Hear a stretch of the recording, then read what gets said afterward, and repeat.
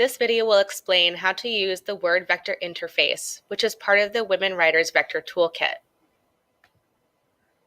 The word vector interface is a tool that allows you to explore word embedding models trained on a selection of corpora from Women Writers Online, the Victorian Women Writers Project, and early English books online.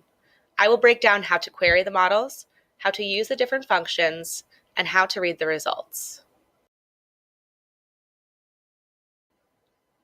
In each function, you will have the ability to choose from different models.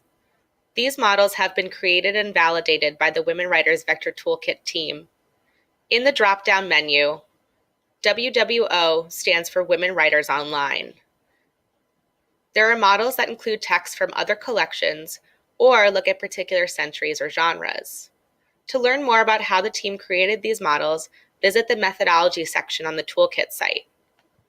On the home page, there are two different sets of results. The first is a basic query, in which you can enter any word to see if what other words are most similar to it, using any of the different models. For example, let's say I'm interested in seeing what other words appear in similar context to king in the WWO full corpus model. I would select that model with the drop-down menu. Next, I would enter the word king into the query term box. The results show words that appear in similar contexts. The number to the right is the cosine similarity. The higher the cosine similarity, the more similar the words are. Anything below a 0.5 cosine is usually not a reliable result. As you can see here, though, our results are pretty high. So king probably appears in similar contexts as prince and queen. This is the second set of results on the home page. These are clusters. They are generated based on neighboring words in the corpus. This implies that words which are similar will be clustered together. The clusters may be different every time, but will always represent a context in the model and can be viewed in the results here. Clusters are a good method for discovery and exploration. With clusters, the starting term that is the center of the cluster is randomly selected, which means that you don't control the term you're searching for, but you do see interesting and perhaps surprising connections among terms. If you see a term that's interesting, like do, you can investigate the words that are most similar to just that specific term using the basic search option.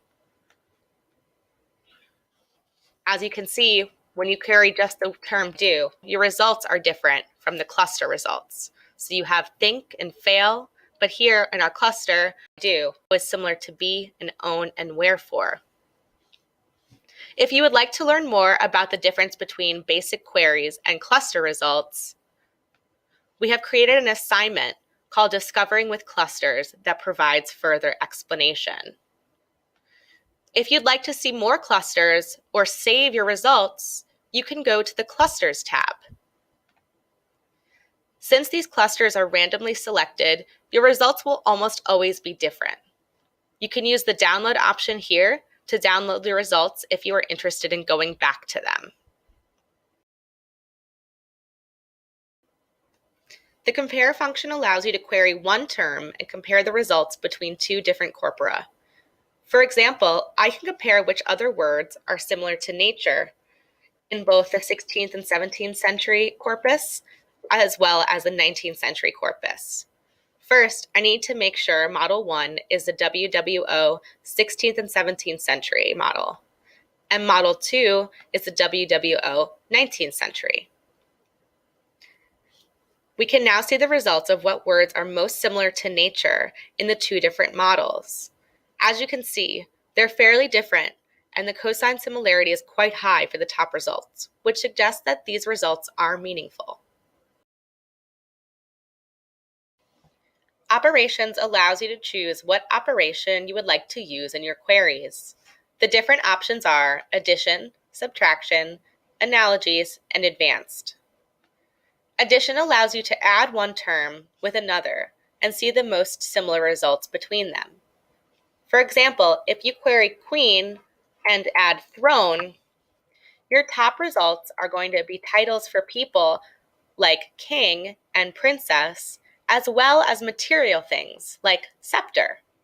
We could also think of this as asking to show me the words that are associated with queen, but just the subset that are also associated with throne. Subtraction allows you to look at a particular term without the context of any other term. For example, if you query queen minus king, the results are no longer any people or titles. You have words like fair and charms. We could think of this as asking, show me the words that are associated with queen, but not with king. Analogies are similar to the logic of hand is to glove as foot is to shoe. So for example, you can query king minus man plus woman, and your results are queen and princess and prince. King is to man as queen is to woman. Another way of thinking about this is to imagine asking for the words that are associated with kingship, but not with man, which would suggest words like royalty or leadership. And then within that, asking for words that are also associated with woman, which would get us words like queen and princess. Finally, the advanced option allows you to play around with any operation and get as detailed as you want to be. If you would like to learn more about how these operations work, we have explanations and further readings in the resources section of the toolkit.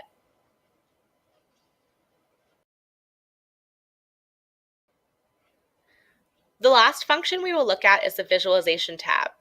There are several types of visualizations, but today we will talk about word clouds and 2D scatter plots. The word cloud allows you to query a particular term and visualize the other words that appear around that term. For example, if I query queen, I see words like princess and king. There's also a color key that shows cosine similarity. You can also change the parameters for the visualization on the left-hand side. For example, you can make the word cloud smaller, or you can make it larger. You can also change the maximum number of words you want to display. Finally, you can select the threshold of cosine similarity you want to view in the results. So if I only want to see results that are 70% or higher, now I do, and it's just princess and queen. Another visualization is the 2D scatter plot, which shows randomized clusters. What we'll show in these visualizations is one of those clusters. On the left-hand side, you can change the number of words shown in the cluster, as well as select a new cluster. Currently, I have cluster 1 selected and can see words like inhabitants, Indians, English, and chief. On the right of the graph are the different cluster labels, so we have 10 clusters we can look at. I can also change my cluster and look at the results of that. Thank you for taking a few minutes to watch and listen to this video. We encourage you to explore the word vector interface and use the Women Writers Vector Toolkit in your research and teaching.